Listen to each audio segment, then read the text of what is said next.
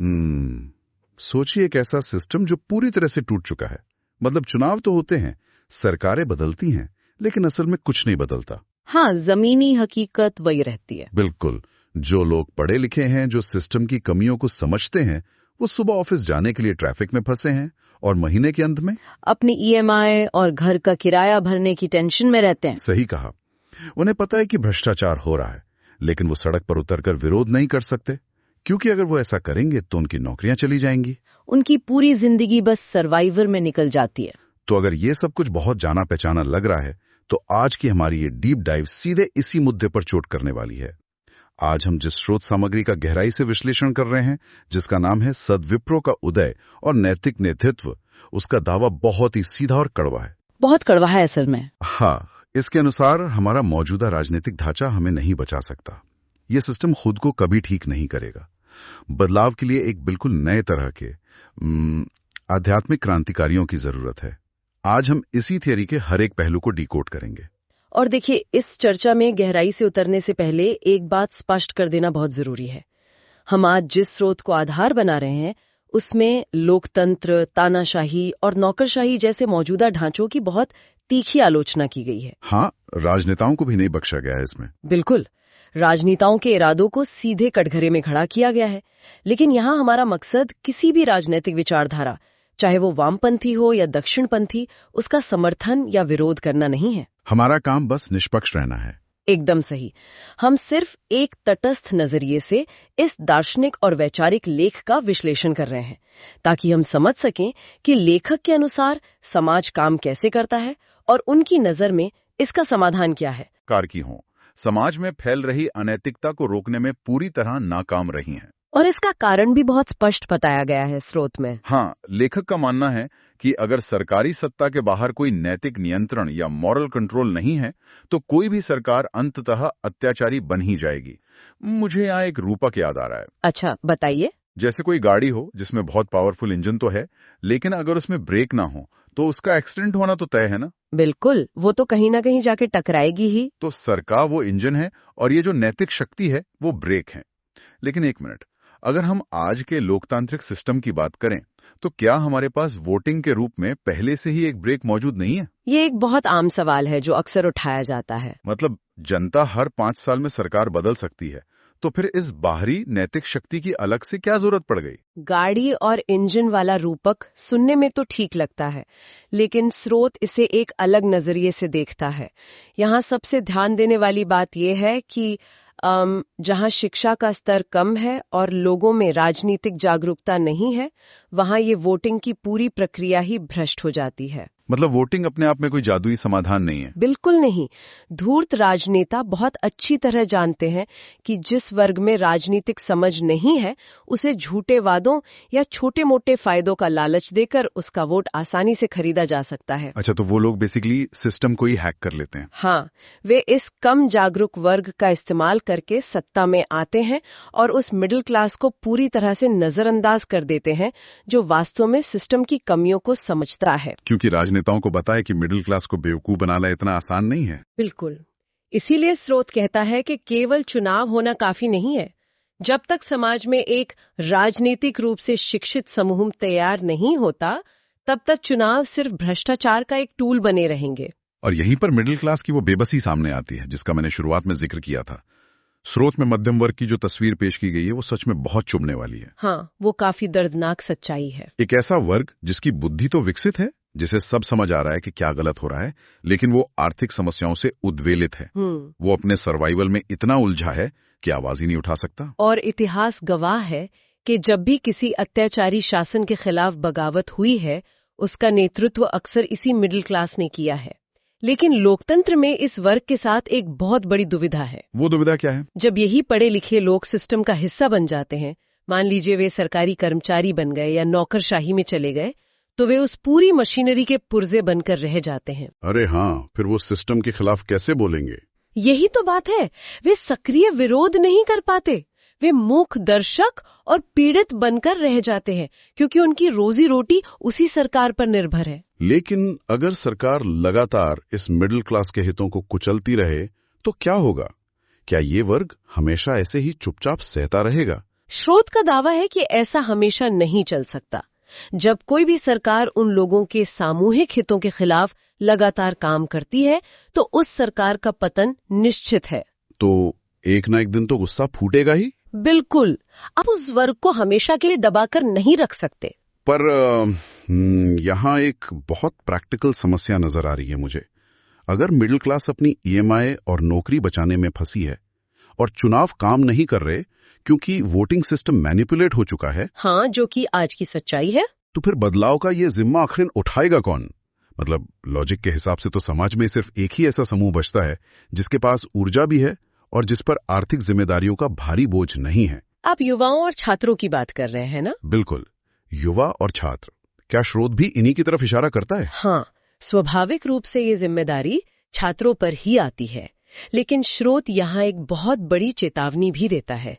छात्रों को राजनीतिक रूप से शिक्षित होना तो जरूरी है, लेकिन आज की शिक्षा व्यवस्था ही पूरी तरह से गिर चुकी है। वो कैसे? देखिए, विश्वविद्यालयों को स्वतंत्र विचार का केंद्र होना चाहिए था, लेकिन सरकारें उन्हें आर्थिक रूप से कंट्रोल करके उन्हें अपना आज्ञाकारी सेवक बना लेती हैं। अच्छा, मतलब फंडिंग रोक देने की धमकी देकर? बिल्कुल, और सिर्फ इतना ही नहीं, राजनेता अपने स्वार्थ के लिए इन छात्रों का इस्तेमाल भी करते हैं, जिससे छात्रों का एक पूरा वर्ग उनकी कठपुतली बन जाता है और अपनी मौलिकता खो देता है। अरे बाप रे, यहाँ बात सच में बहुत दिलचस्प हो जाती है। ये तो ऐसा हुआ जैसे एंटीवायरस सॉफ्टवेयर को ही वायरस ने संक्रमित कर दिया हो। ये बहुत ही सटीक रूपक है ना?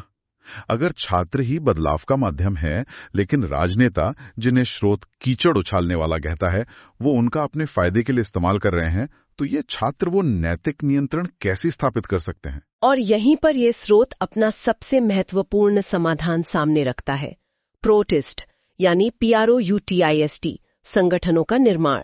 स्रोत के अनुसार इस दुष्चक्र को तोड़ने के लिए छात्रों और युवाओं को एक पूरी तरह से गैर राजनीतिक समूह के रूप में काम करना होगा। एक मिनट, गैर राजनीतिक समूह मतलब वो चुनाव नहीं लड़ेंगे? नहीं, उनका उद्देश्य सत्ता हथियाना नहीं, बल्कि व्यवस्था पर नैतिक दबाव बनाना है। लेकिन ये सिर्फ एक साधारण NGO नहीं होगा।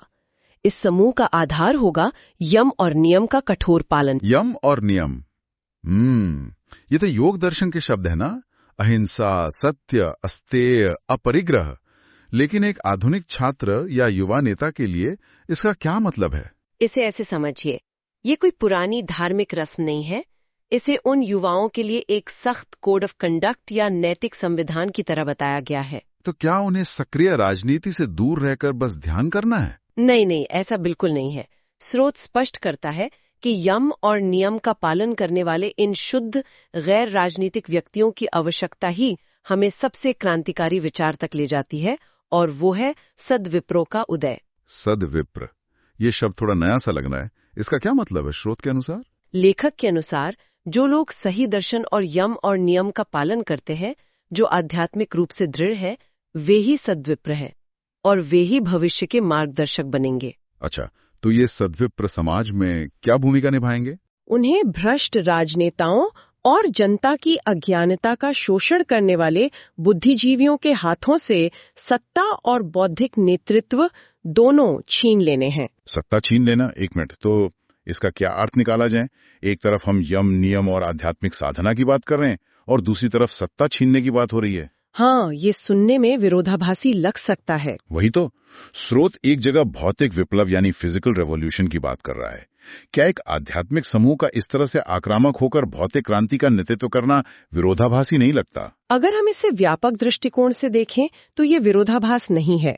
लेखक का मानना है कि राजनेता केवल सत्ता के भूखे हैं और वो कभी भी अपनी मर्जी से सत्ता नहीं छोड़ेंगे। बिल्कुल, वे कभी स्वेच्छा से सिस्टम में सुधार नहीं करेंगे।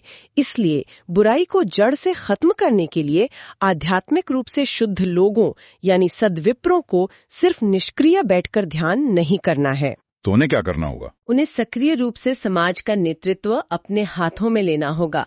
जनता को भ्रमित करने वाले नेताओं का मुखौटा उतारना होगा, और यदि सरकार प्राउड के आदर्शों को नहीं अपनाती तो एक भौतिक विप्लव अवश्य आएगा। मतलब क्रांति होकर रहेगी। हाँ, और सत्ता अंततः सद्विप्रों के हाथों में चली जाएगी।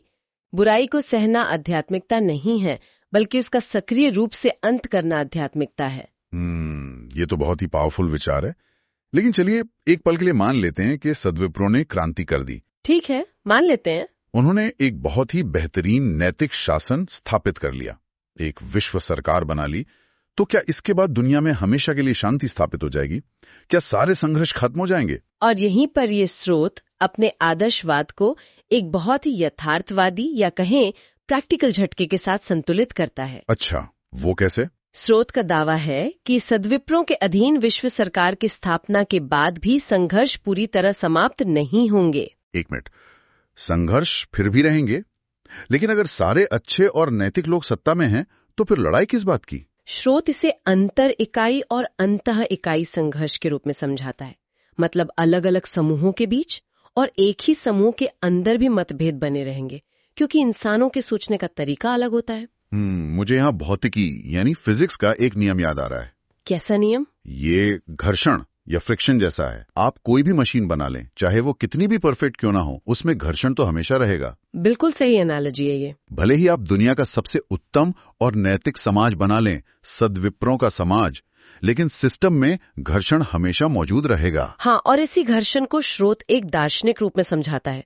लेखक का कहना है कि पूरी सृष्टि विद्या और अविद्या के बीच का एक निरंतर संघर्ष है। विद्या और अविद्या, क्या हम इसे थोड़ा आसान भाषा में समझ सकते हैं? जरूर। विद्या मतलब एक अंतर्मुखी या सकारात्मक शक्ति जो समाज को जोड़ती है, भलाई की तरफ ले जाती है। और अविद्या? अविद्या मतलब बहिर्मुखी या नकारात्मक शक्ति, स्वार्थ, लालच और अज्ञानता।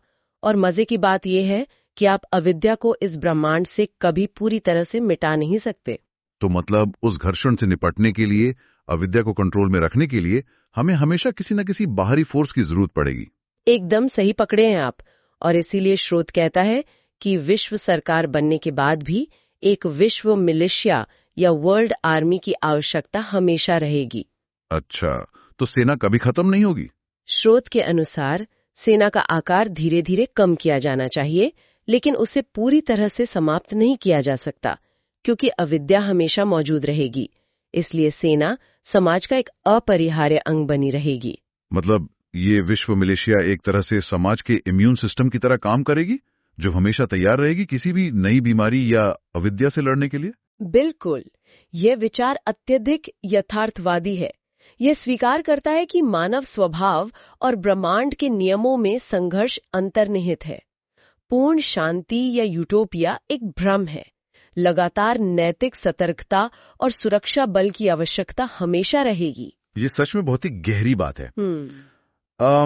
अगर हम आज की इस पूरी चर्चा को समेटें, तो हमने देखा कि कैसे वर्तमान प्रणालियां और सरकारें अनैतिकता को रोकने में विफल रही हैं। हाँ, और कैसे मध्यम वर्ग अपनी आर्थिक समस्याओं के कारण मूक दर्शक बन गया है। हमने ये भी समझा कि कैसे भ्रष्ट राजनेता शिक्षा तंत्र को बर्बाद करके छात्रों का शोषण कर रहे हैं। और इसके समाधान के रूप में हमने सद्विप्रो की आध्यात्मिक क्रांति और यम नियम के महत्व पर चर्चा की। और अंत में हमने विद्या और अविद्या के उस शाश्वत संघर्ष को समझा, जो ये तय करता है कि एक आदर्श विश्व सरकार में भी सुरक्षा और सतर्कता की जरूरत कभी खत्म नहीं होगी। बिल्कुल, एक बहुत ही दिलचस्प और आंखें खोलने वाला सफर रहा ये। सच में। लेकिन जाते जाते एक विचार है जो मेरे दिमाग में लगातार घूम रहा है। क्या? स्रोत में माना गया है कि सबसे आदर्श और नैतिक विश्व सरकार बनने के बाद भी विद्या और अविद्या के ब्रह्मांडीय संघर्ष के कारण मिलिशिया या सेना की आवश्यकता हमेशा रहेगी। हाँ, ये तो हमने अभी डिस्कस किया। तो ये बात मुझे सोचने पर विवश कर रही है कि यदि ब्रह्मांड का मूल स्वभाव ही घर्षण और संघर्ष से बना है, तो क्या कोई भी राजनीतिक या आध्यात्मिक क्रांति कभी भी समाज की समस्याओं का स्थायी इलाज कर सकती है? या क्या यह केवल एक अंतहीन रस्साकशी है, एक ऐसा खेल जिसमें हम हर पीढ़ी के साथ केवल नियम और खिलाड़ी बदलते हैं, लेकिन खेल कभी खत्म नहीं होता? सोचने वाली बात है। वाकई बहुत गहरा विचार है ये। इसी विचार के साथ हम आज की इस चर्चा को यहीं विराम देते हैं। इस डीप डाइव में हमारे साथ जुड़ने के लिए बहुत बहुत धन्यवाद।